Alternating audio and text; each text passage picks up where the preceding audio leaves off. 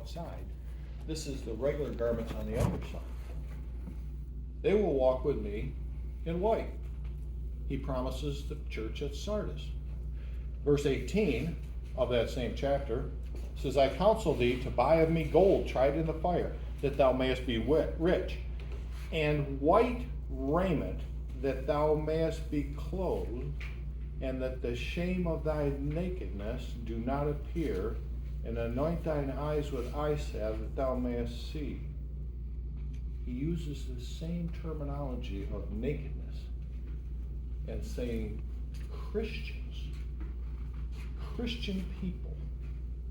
I don't know if he's talking stark naked here, or if he's talking the fact that they don't have the white outer garment. Because the Bible tells us that we come, when we return to him, we're all clothed in white garments.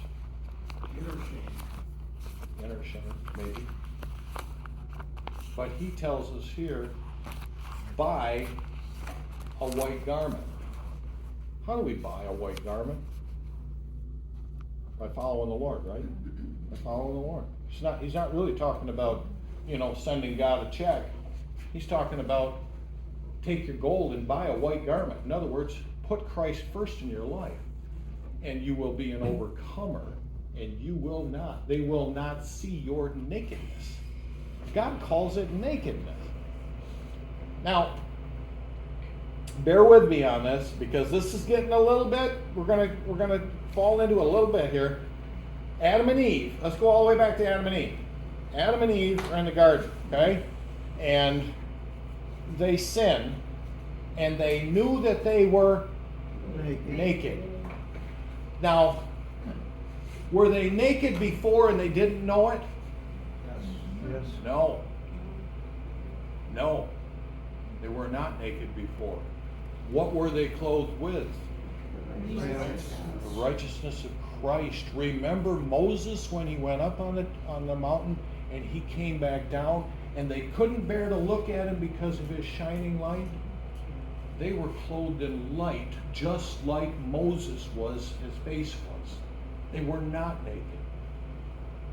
And I think that's the reference here in Revelation, that there will be Christians that will visually, you'll be able to tell this person did not follow the Lord wholeheartedly. I don't know if that means total nakedness like we have now, but I do know they're not going to be clothed with the righteousness of Christ with light like Moses had. Take that and chew on it.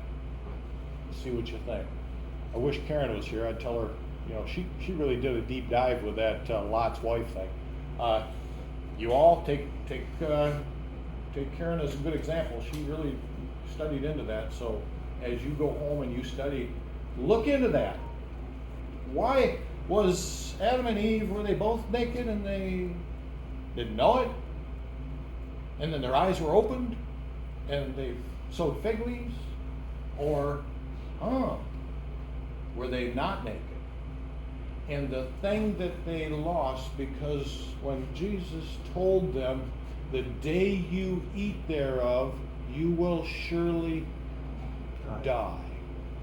Something is going to die the day that you eat of that.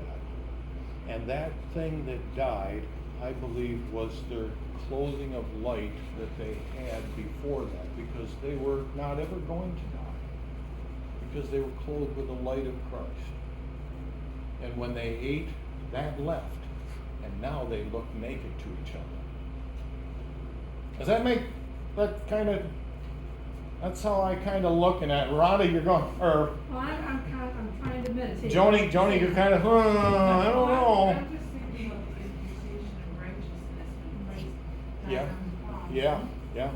He took upon our sin, Mhm. and he imputed his righteousness. His righteousness to us. Yeah. So how can our righteousness?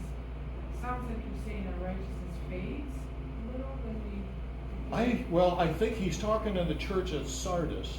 Is what she said is, it sounds like what I'm saying is our righteousness fades. When he's talking to the church at Sardis, he says, buy from me this, that you might be clothed with what did he say? Garments of, that are white garments. How did he say it? I don't remember how that was said. But we need to buy that we might be clothed with white garments. So then it goes without saying that those that do not buy are not going to be clothed with the right white garments. Now, garments is different. There's different usage of the word. One is the outer tunic that a person puts on, and one is the regular white, say, underclothes, your regular clothes, your t-shirt and whatnot. And then a tunic goes over top. That's what this is talking about. Buy for that tunic.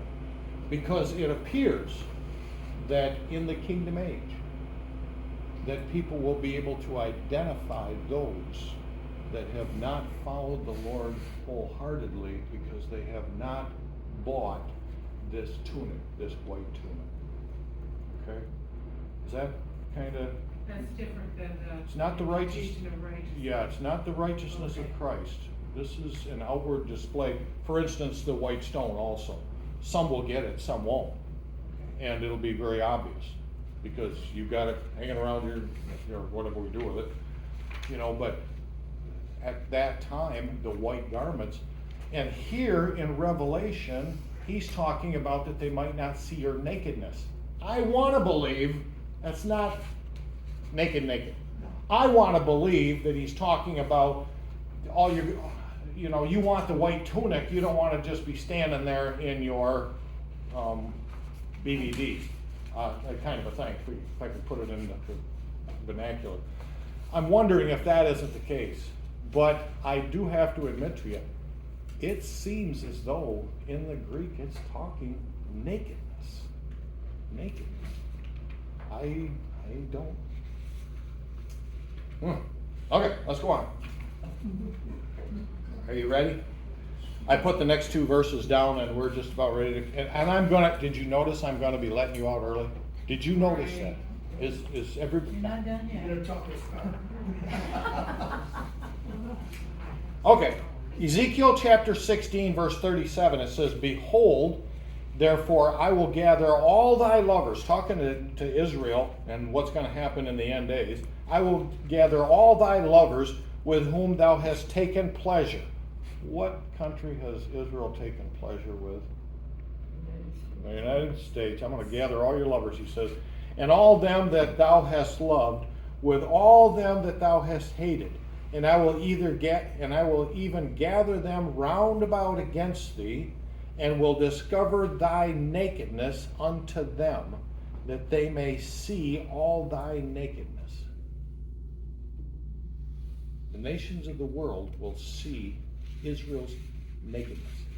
I think in this context, he's talking about the fact that you're going to be trusting in your Mosaic law, you're going to be trusting in, and the whole world is going to see that you have given up on following the Messiah, given up on following Christ. I think that's what this particular reference is in Isaiah.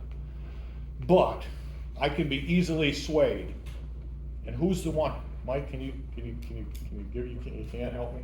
Is there anybody that can help me out of this? Like B said, you know, when you're digging a hole and you get down so deep, what do? You keep digging.